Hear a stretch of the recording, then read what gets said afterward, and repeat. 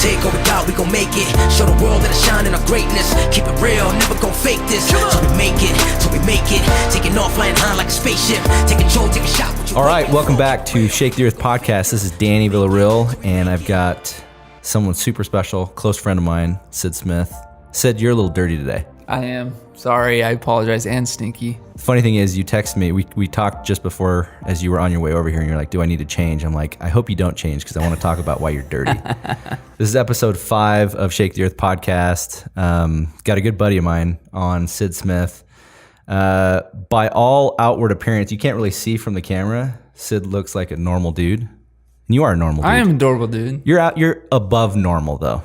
Really? Yeah, we're going to go into that today. All right. How do I know you?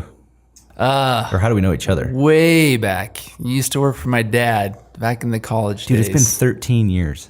Has it been that long? It's been that long. Man, we're getting old.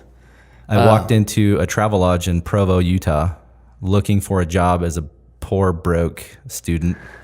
And your dad, Stu, was kind enough to let me work at it's kind of a family-run business. Yeah, it was my grandpa's before that, and eventually my dad's, and then they sold it to help build the Provo Temple. Provo Temple sits right there, the gazebo. If you're ever at the gazebo, it's where the travel lodge was. I worked there for over a year. Yeah. And actually got married while I was there. And really cool time. Actually, I was telling you how that whole job, that whole employment situation kind of formed my opinions about entrepreneurship and business ownership. And your dad was always super nice, so tell him thanks for me. Yeah, I will. He remembers you. He says you're a good worker. Came into work late a lot, but that's just kidding. Well, that's only because I was working night shifts. Right? I remember working super late there. That was the undesirable shift. That's when you get a lot of schoolwork done. Yeah, a lot of schoolwork and a lot of freaks that come in. And tons of freaks. I kind of wish I wrote a book during that time. You totally could. On a weekend, you can write a whole book on some of the things you saw at downtown Provo. Yeah. It's been cleaned up, though. Looks nice. Oh, yes, yes. Sid, here's one thing I do remember. Back then, 13 years ago, you walking with difficulty, getting around. And that kind of leads into a story of last year, exactly the same weekend last year, of me bumping into you for the first time in several years. Yep. But when we knew each other working for your dad in 2005, you had some major leg issues. Yeah, definitely. It was, I had braces and I couldn't really get around much. Yeah, and it was because of the disease I had called Charcot-Marie tooth. And it was just a progressive disease that got worse and worse as I got older in my feet. And that was a hard time. You were diagnosed with that at how old, 12? 12. 12 years old. 12 was when my parents noticed it. Did you have signs of like issues before that, but you just didn't know what it was, or what was the protocol? Sports, wasn't good at sports, couldn't keep up with the kids at recess, that kind of thing, but I had high arches and chicken legs, so I didn't like to wear shorts because I got chicken legs now and I don't have degenerative bone diseases, but so you're 12 years old. When you figure that out, do you really understand what that means? Like, no, to have that disease, and I guess explain what the disease is, because it was pretty severe, right? Yeah, it's not too rare. As far as it's a muscular dystrophy, genetic, but the type, there's different subtypes. The type that I had is pretty rare. It wasn't the severity of people that have my disease. Not all of them end up having their legs amputated, okay. But for me, it was progressive, and I would also kind of make it harder by trying to do things. And then I had a bunch of surgeries try to fix it. But yeah, at 12 years old, I didn't really know. I actually kind of was embarrassed or sad. And so I tried to ignore it and just pretend like it didn't happen. That's all I knew how to deal with issues, is just to ignore them. We could talk for days, you and I. Mountain Ops just did a really cool video, and I'm sure they're going to be okay with us sharing this when we launch this. Sure. But they did a cool video on you sharing your story with that. And Mountain Ops is the local company here in Utah that you're affiliated with. So I suggest everybody look at that. But you talk at one point. You have thoughts of self-harm. Yep. Like when you're going through this, real thoughts of self-harm. Absolutely. And I want to talk about that because there are a lot of people that suffer with that. depending on the circumstance, right? There's a couple ways you can react to getting both legs amputated or going through something difficult. How do you pull through that? Like, how did you pull through that? Yeah, it wasn't easy. It's not something you wake up and your mindset changes. Pretty much it was just rock bottom, I think people that are going through issues don't have to necessarily hit rock bottom before they move themselves forward. But for me, it was a specific moment I can remember is on the way home from the doctor when he told me, okay, we need to re-amputate your left foot again, a little higher. And which, I'd already gone through the left first. I don't really want to go through that again. Plus I had to do the right. And I was like, I'm not going anywhere. I'm not getting any ground. And, I felt like I made the wrong decision and going through these surgeries and unfortunately my feet don't grow back. Yeah. But I remember coming home and wanting to drive my car on this bridge, and these tanker trucks from the oil field comes through, and I was like, man, wouldn't it be so awesome if it would just kind of plow me over? Because I couldn't do it to myself. Yeah, I couldn't justify the thought, right, of being able to kind of putting it into somebody else's hands, but nevertheless, it's the same severity of like being so low. Yeah, so low. It was for those of you listening. I've got Sid Smith. He's a close friend of mine. We go back several years. Sid, how long ago was this that you had them both amputated? 2.5. 2.5 years ago, Sid had both of his legs at the kneecaps or just above the kneecaps? Right below the knee. Right below the knee. Yeah. Amputated. And what was the disease again? Because I've tried to remember it, but it's kind of a long name. No, it's fine. It's called Charcot-Marie tooth, or you can just call it CMT. CMT. And 2.5 years ago has both legs amputated. You got a family. Yeah. You have a wife. You have kids. And that was really what pushed me forward, because I just had to realize some of the things I still had, like the gratitude. And when you're in the darkest part, it's hard to see that. And for me, it is almost, I don't know, divine intervention that there was a thought in my head, and it was the sound of the pitter patter of my little girl trying to run down the hall because she was learning to walk around that time. And I just remember that sound very profoundly in my mind. And Dude, no joke, like you're sitting here today right now, I got the chills when you said that, because I think any parent you just tied into a deep emotion that like every parent has. Like I got the chills thinking, I thought my 5-year-old, like we go through some hard times as well, just as people. And that is where I go to. Like I go to my kids. And so that's anybody listening, if you're going through something hard, you're having thoughts of self-harm, find something that pulls you out. Find something that pulls you out. You also found something in addition to your family, to really put your energy into, and that's athletics, like an unlikely direction for a double amputee. Definitely. I have to give this anecdote really quickly. A year ago today, roughly, I'm at this trail race up in the mountains in Snowbird, and I see this guy running on blades, like double amputee running on blades, and I'm like, he looks familiar to me. I don't know where, I don't know how. It's been over a decade since I'd seen you. Still couldn't put it together. And then I run into your dad at Cabela's, and it like everything, it was crazy because all the dots connected, and it was like, that was Sid Smith. That was Sid. And then I reached out to you and I said, dude, we need to connect. And that was a year ago. Yeah. And you're running mountain trails. You're running races. You're doing archery hunts up in the mountains with two blades for legs. Yeah. You're covered in dirt. Tell everybody why you're covered in dirt today. Well, so today, like you said, a year later, same run. Yeah. And Cameron Haynes run. Cameron Haynes run. So if you're not familiar with Cameron Haynes, you've met him. You've been around him, haven't you? Cameron Haynes he's a phenomenal person. Yeah. Very motivating. He's a beast. Yeah. But yeah, we had the trail run, and there's just a lot of skill in trail running. And when you don't have feet to kind of feel the ground so well, you biff it. So that's kind of why I'm a little dirty. Yeah. So you're running, and I ran that trail last year. I didn't run it this year.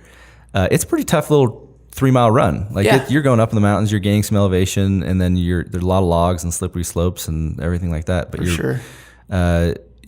look closely at his left shoulder and his left elbow, and he's covered in dirt. And he texted me before he came. He was like, "Do I need to change?" I'm like, "No, don't change. We're going to talk about that." Talk about your outlet, like in athletics, and in that moment you're sitting in the hospital bed watching TV, feeling pretty helpless, and you see a triathlete. Yep. And you kind of have this moment. Yeah, it was really just ironic that it was on TV right when I was in the rehabilitation facility, and it was on the Ironman World Championship in Kona, and I'm like, oh my gosh, how awesome would it be to do that? And then when I saw somebody on there that had a prosthetic that was competing, I thought, oh my gosh, what if it's something I could do? And of course I went to the Google and I'm like, can a double amputee do triathlons? And it's as lame as it sounds, that's kind of that's how it started. That's how it started. You know what the crazy thing is that wasn't that long ago. No, that was 2.5 years ago. Yeah, about 2.5 years ago.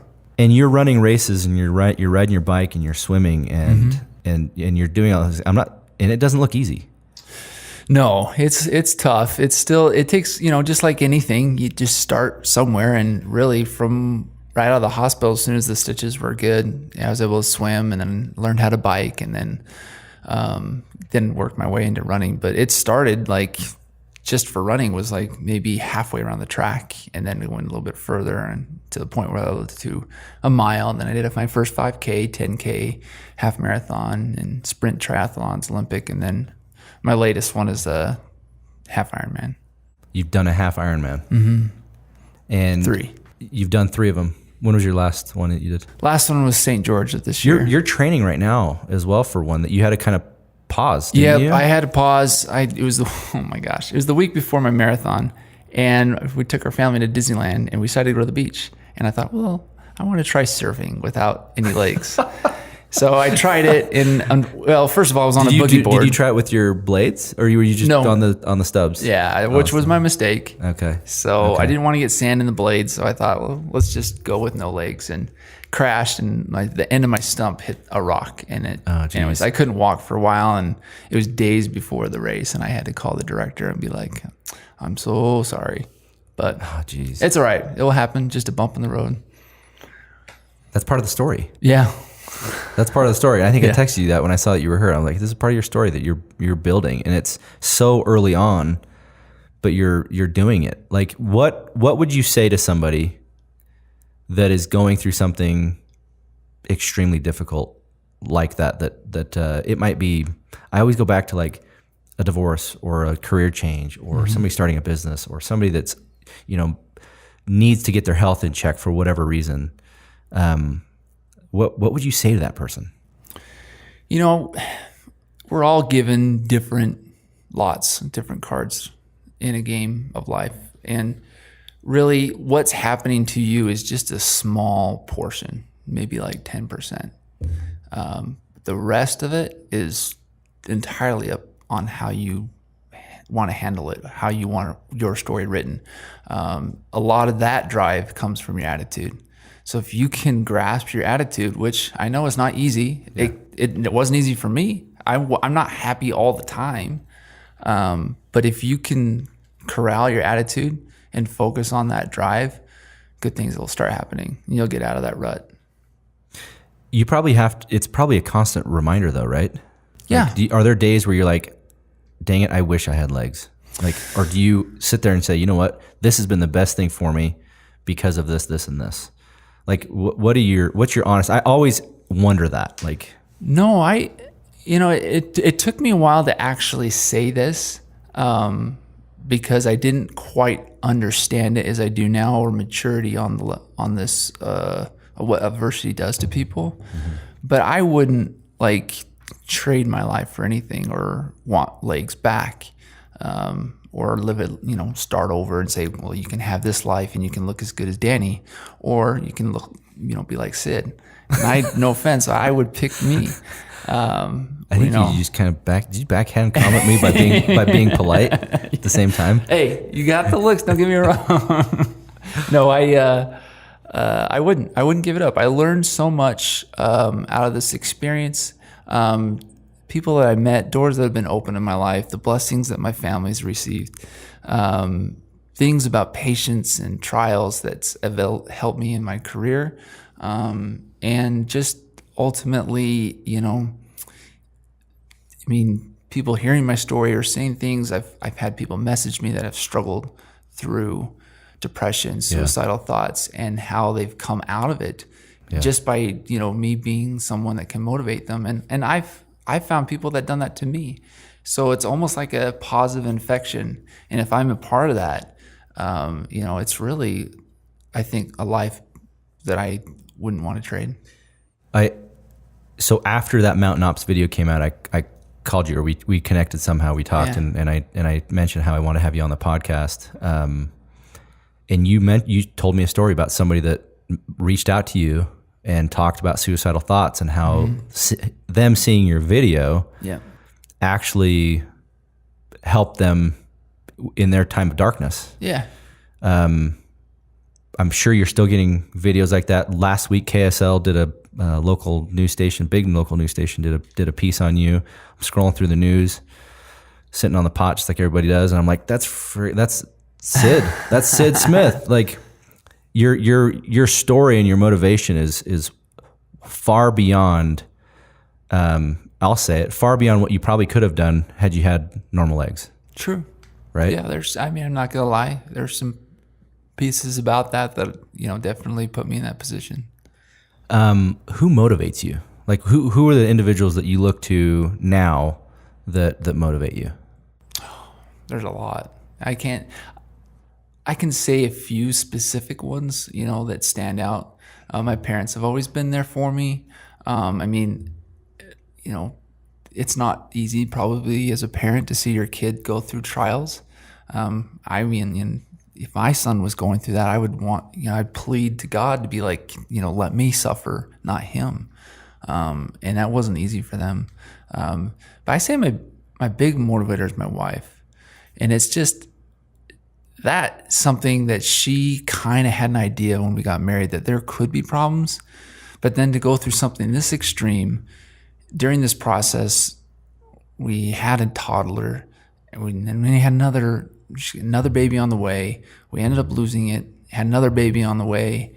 We ended up with the beautiful baby that we have now. And she has just been my rock. She's been someone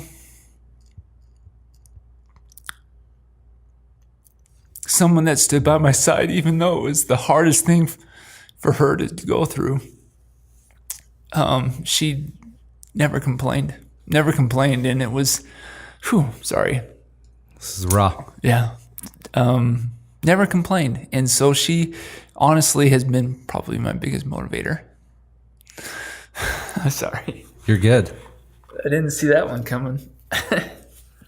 This is what we want to hear. This is why you're here. You're an earth shaker. You and your wife. I'd love to have her on and get her perspective. It's funny. Someone else had said that too.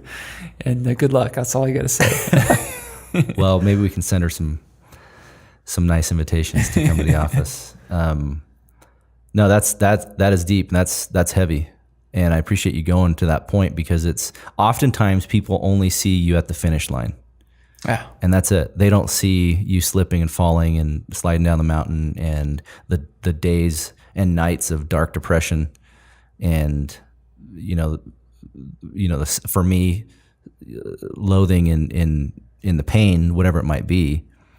And oftentimes for me, it is also my wife. Like those people, you have to look at, and you have to appreciate the pain that they go through. Definitely. Right. And the suffering that they go through, because it is real. Mm-hmm.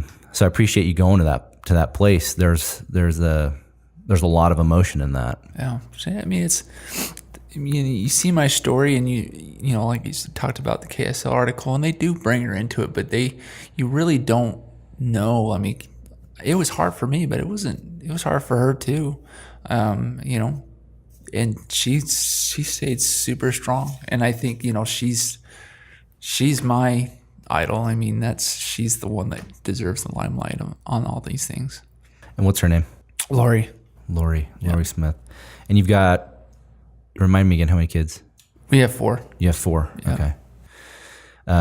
Ranging from age 9 to 9 months. Okay, so all the fun years. Yeah, it's so fun right now. We were talking about that before. Our house. It's a lot of fun.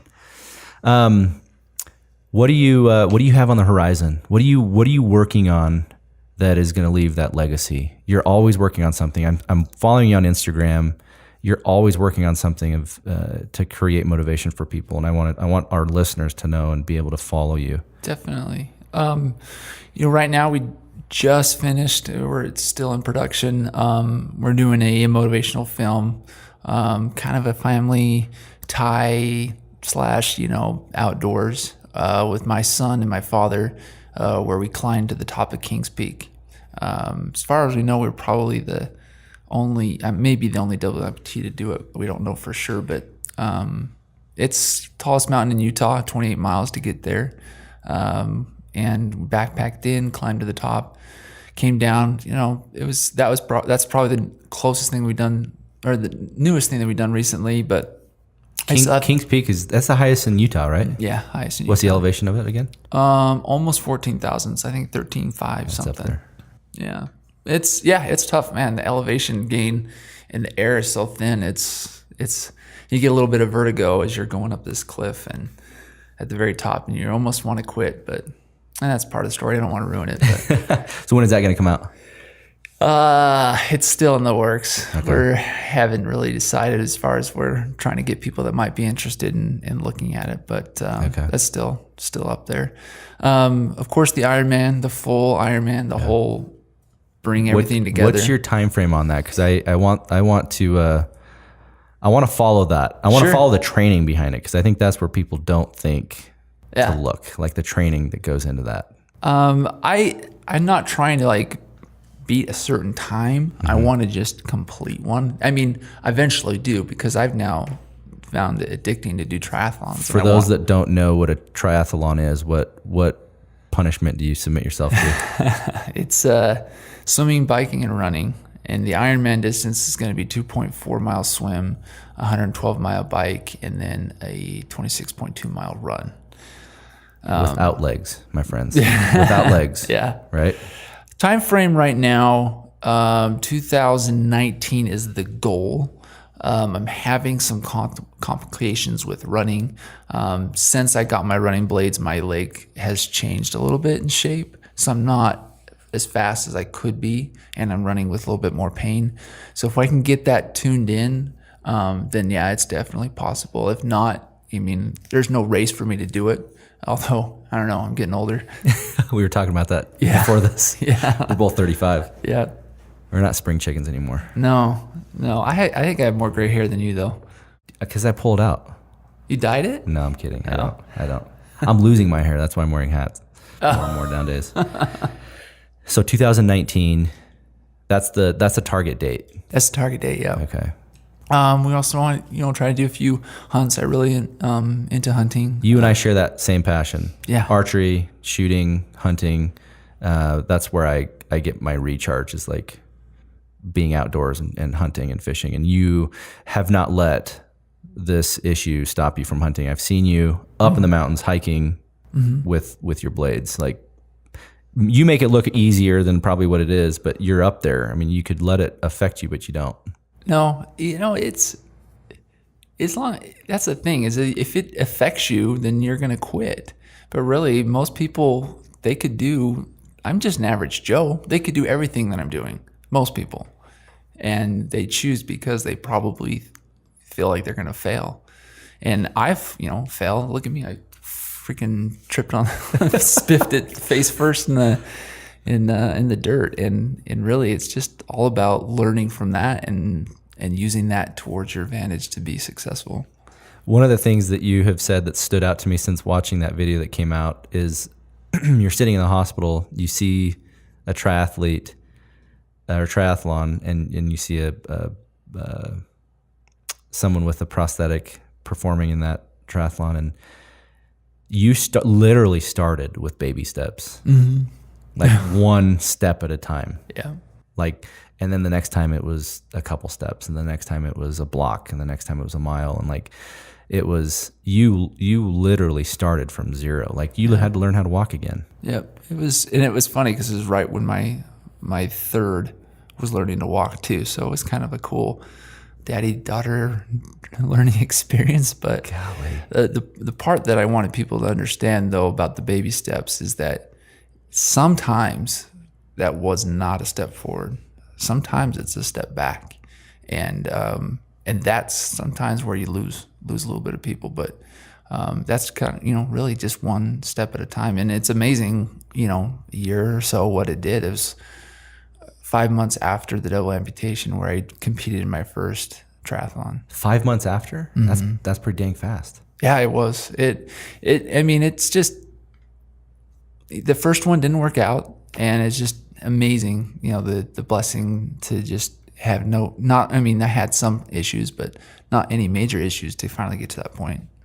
Golly, man, that's crazy. So I always ask this question to my guests because someone asked me this when I started my first company, and they were more kind of asking in maybe a more critical tone, but I'm not asking in a critical tone. What makes you think that you can do it, and why? Like, why are you pushing yourself so hard to go to Kings Peak? Why do you want to do a full triathlon? Like, so what makes you think you can do it, and why? A couple things. For one, I want to prove to myself that I can do hard things. I want to prove to my kids that no matter what situations you are given, that you write your own story. You know how to do what needs to be done to get that point.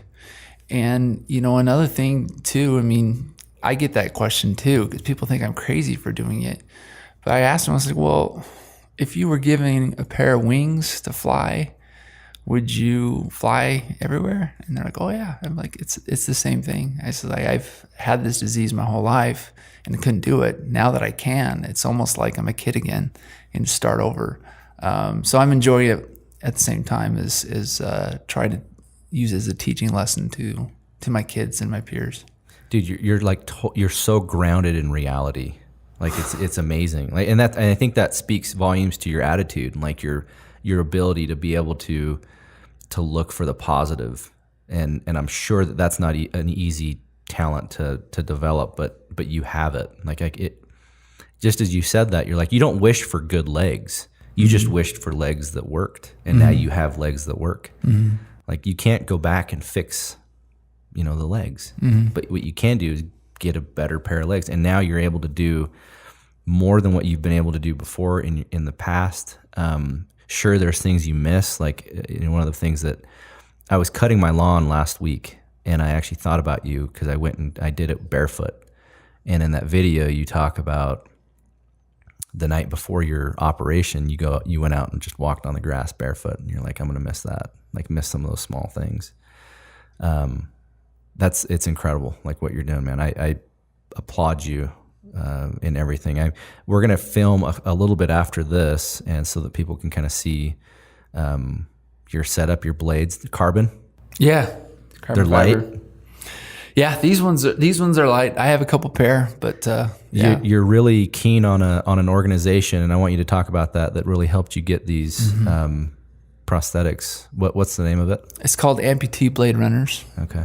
Pretty much, they're an organization, charity that realizes that running prosthetics, most insurance companies won't cover them. They find it as something as a luxury or unnecessary. And they wanted to get prosthetic running legs to people that want to run, not just to have them in the closet and they can casually run. Someone that wants to do things kind of like me. And they helped me out with that. And it was almost life-changing because now I can run with not as much pain, and I could do a lot of things more than I could with walking legs. That's awesome. Good for you on finding that connection. And if anybody wants to follow you, where can they follow you and find you online? Right now, I do a lot with probably Instagram more than the other channels. So just my hashtag is, handle is try no feet, TRI_no feet. Try no feet. Try TRI_no feet. Mm-hmm. I'm asking more because I'm curious. What hunts do you have planned this year? This year? You and I are going to be talking more about this. I have a dedicated deer, so I have all 3 seasons on the mule deer in Utah, and then I'll have the multi-season for elk. Okay. And then I have 3rd season rifle, Colorado. Nice. So you're going to be busy. You're going to be up in the mountains a lot. A little bit, yeah. You going to be filming? Do some video? Yeah, I think we're going to try to do the elk. That's one that's a little easier to film just because of the whole calling experience. Yeah. All right. Last question. We're going to sign off. And I hope you're up to it, but I'd like to have you on again. Maybe sure. After you do a race or before, as you're preparing for a race, I want to go deeper into like mental preparation. Absolutely. Now that this kind of episode will stand as like a backgrounder, I'd love to be able to be part of like the mental and physical preparation of an event like a triathlon or something like that. Last question is, what would you tell somebody who's listening to this right now, driving to work, who is going through some depression? Maybe they want to do something great with their life. Maybe they want to shake the earth in some way. Your one piece of advice for that person. If you don't have the ability, that you feel like you don't have the ability to stand out, you'd be surprised at what you could do. Really, the depression is, I think we all suffer from it in some form. But ultimately, make a choice, and obviously the right choice. You know which one it is. Make that choice on how your life should be played out. There's plenty of times that obviously seem like it's the easy way, and I get that. When you've been down that road, it seems like taking your life or going down that dark path seems easy, but the hard way and pushing through it is definitely worth it. I promise it's honestly worth it, and it's not going to be easy all the time, and none of us have it easy. Some do, but like my issues you can see, yeah, physically, and some people you just don't know. So think about that. Think about gratitude. Think about things that you have in your life that can make you happier, and blessings you have, your eyesight, your hands, and so forth. And then find something that'll keep you busy. For me, it was physical fitness, something that keeps my mind going, something that keeps motivating me to push it to the next level. Do that. It's good to have hobbies. I love that. For me, we talked about this on another podcast, but for me, it's just shooting my bow. Like yeah. I have pretty bad OCD and like ADD, and like have struggled with some negativity at times, just that type of thing. And shooting my bow focuses me on every single shot. Like I have to focus on one thing. And so everybody needs to have something that they can put their time and energy into and be actively engaged in something good. Any last words? I just appreciate you letting me come talk to you. Dude, I appreciate it. It was good. It was good running into you literally up on the mountain. And I hope to be able to do that again with you. Everybody, we had Sid Smith, a close friend of mine. He's a double amputee who does hard things, and he's an earth shaker. Catch us if you've got the time. If you like what you're hearing, go to iTunes and Google Play. Leave us a review on iTunes, and we'd appreciate that. And we'll catch you next time. Thanks.